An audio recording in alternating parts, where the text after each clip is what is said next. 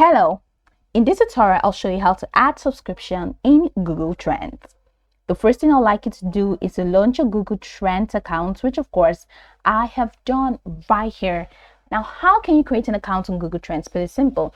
Just go ahead and launch in the browser of your choice. Locate the search bar. In the search bar of your browser, type in trends.google.com, and that's going to take you right into Google Trends.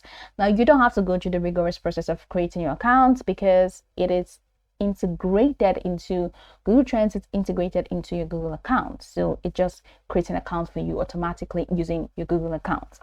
So now that we're here, let's quickly hop into today's task, which is how to add subscription in Google Trends.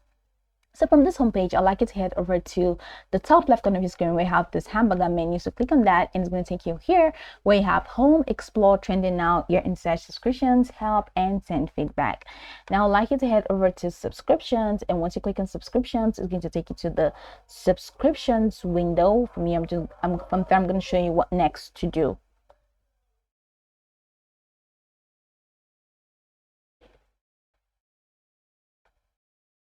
So right here in this window, it says I have no subscriptions, and that's pretty much right. So it says click plus to create a new subscription. Here's the plus icon at the bottom right corner of your screen.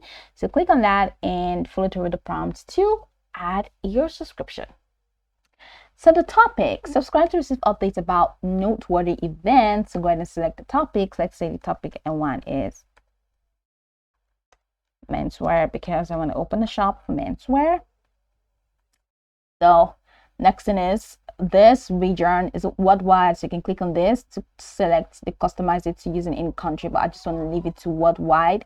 And now it's how often, about once a week or about once a month. So let's say about once a week, so that I can just stay up to date with the trend.